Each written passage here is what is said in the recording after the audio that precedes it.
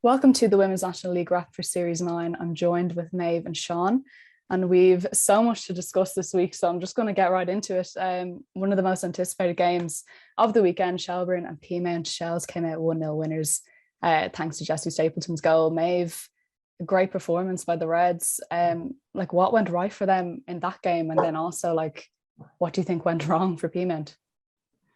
Yeah, I suppose it's hard to pinpoint because there's never a whole lot between the teams. But I know last year there was in one of the games, but it was a tight kind of over and back game really. But I suppose Shells, in terms of their goal anyway, they did well to exploiting. Peamount were playing three at the back in the first half anyway, and I think Jess Gargan's run up the line, underlapping run, really kind of exploited, I suppose, the three at the back, especially if you have wing backs who maybe aren't defensively minded. I think they did well to get the goal, and it was a good finish by Stapleton as well. But I think maybe from a Peamount perspective, I think they missed Dora Gorman a lot. She's an important player for them, and I think her presence was definitely missed at the weekend.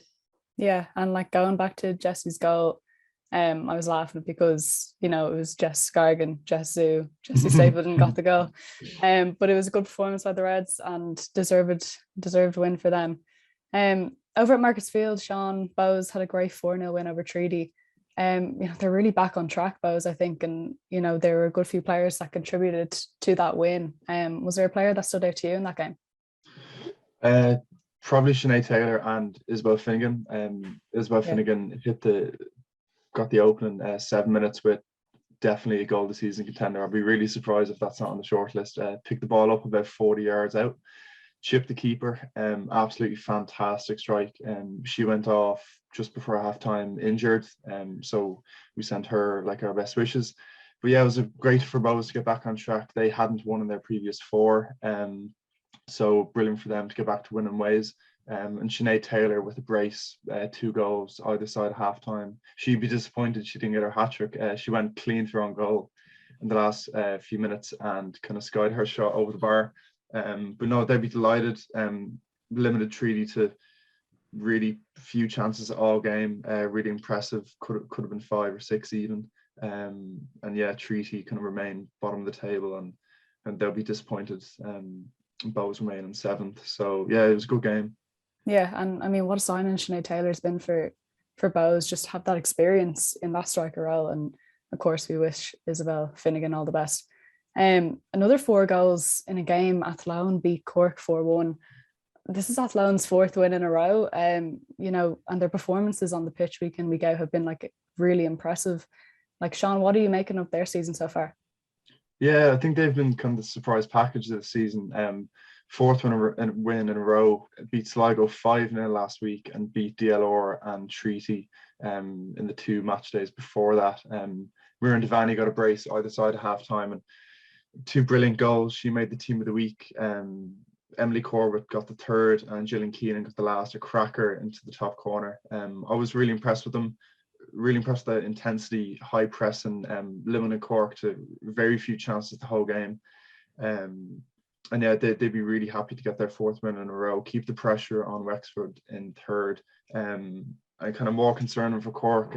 They've been in poor form, conceded 4 on Saturday, conceded 6 the week before, and they face Wexford next, which isn't an easy task. So difficult spell for them at the moment, down the lower end of the table, but Athlone still in 4th, keeping the pressure on Wexford and Shells and Peamount. Yeah, I remember Tommy Hewitt, the Athlone manager, saying, one of his goals was to get 2 wins in a row. I know they've got 3 wins in a row, and they've got 4 wins in a row. So I think, keep going for 5 wins, 6 wins, and I think we'll see Athlone fly up the table, hopefully. Méabh, a strong performance put in by Galway at the Showgrounds. They beat Sligo 2-1. Julianne Russell has really been one of the players at the centre of their impressive showings. How influential is she going to be for their league campaign this season? Yeah, I think she'll be vital. It was great to get Julianne, great signing for Galway last season, and I think she's really grown into the league again, settling back in, and she's kind of pulling the strings there in Galway midfield. And I mean, she has other players around her, creative players like Chloe Singleton and Lindsay McKee and that. So, she's linking up. I think they're linking up well, and I suppose they did well. They could have probably last week got more goals than they did. I mean, I suppose they really scored 3, even though 2 only counted. I suppose the first time I've seen a defender score a goal and it'd be offside. But anyway, they did well to get the 3 points. So Jenna Slattery up top, she had a lot of chances too. So I suppose hopefully on another day they'd go in. But yeah, I think Julianne, as the season goes on, she'll become more and more influential for Galway. I've already seen her in the team of the week numerous times. So I think she's definitely a standout player for Galway this season. Yeah, 100%. The final game of the weekend, another cracker. Wexford beat DLR Waves 2-0. You know, Sean, it was a real battle, and like in a game where Méabh Williams was like immensely impressive in goal for Wexford, like what could DLR have done in that game, do you think, to kind of increase their chances? Not too much more. They're really unlucky, I think. The scoreline doesn't kind of reflect the match as a whole. Wexford opened scoring through Nicholas Sinnott in the 15th minute. But DLR Waves really went for the equaliser. They had a good few chances throughout the game to get the leveller, hit the crossbar late on as well. And Wexford's second didn't come to the 88th minute. Absolutely fantastic free kick by Ciara Rossiter from maybe 30-35 yards. Absolute cracker of a free kick. But yeah, DLR, they'll take confidence from the performance, but I don't think they did too much wrong. I suppose it's just a matter of hitting the target, putting the ball in the back of the net. But they can take a lot of confidence from this fixture. I think going forward, getting Katie Malone on the ball a bit more up top will be key for them. She's got 4 goals this season so far. And of course, she's got a hat-trick last week, first half hat-trick against Cork. I think Kerry Letman will be key for them as well. But yeah, they obviously had that huge win against Shells a few weeks back, and I think they can take a lot of confidence from this fixture going forward.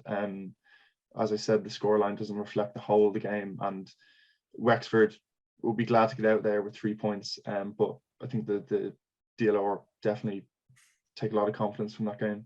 Yeah, brilliant. And finally, guys, you know, we're kind of a quarter of the way through the season. I'll ask you both, and Méabh, I'll start with you. Who has been the team that's impressed you the most? Well, it's, I suppose there's only one really standout. I suppose would be for me Athlone. Sean mentioned it already. They're definitely the surprise package of the season. All the talk before the season was, well, could DLR or Galway break into and make it a top 4? But now, as we stand, obviously Athlone are in 4th, and like their only 3 losses have been against the top 3, so they're really cementing that 4th place as such. I think they drew against Bows is probably the only other time they dropped points, so they've really stood out. And I think I suppose central to their success has been Laurie Ryan. I think she's really pushed on this season. You know, she's also juggling playing Gaelic football with Clare, so it's great to see an understanding there where she can manage to play both and do it really successfully. So yeah, I think definitely Athlone have been the ones, I suppose, who've stood out as a bit of a surprise so far. Yeah, I completely agree. Sean, what about you? Yeah, I can't add too much more to that. Fully agree. Athlone really surprise package this year. 4 wins on the bounce, keeping the pressure on Wexford in 3rd. I think they're only 3 points off. So if they can put a few more performances like that together, I know it's still early in the season, but they'd be looking to kind of push the top 3. I think obviously a special mention for Shells as well. 8 wins out of 9, 5 points clear. And I know it's early in the season, but like that's an absolutely massive win they got against Peamount on Saturday. Sinead Taylor, Jessie Stapleton, Jess Gargan, 1 to 11. They've been absolutely superb this year, and I think the feel good factor around Tolka Park at the moment will only add to that. So definitely Shells and Athlone for me so far this season. Yeah, brilliant. Well, thanks so much for joining me, guys, and I'll speak to you both very soon. Cheers. Thanks.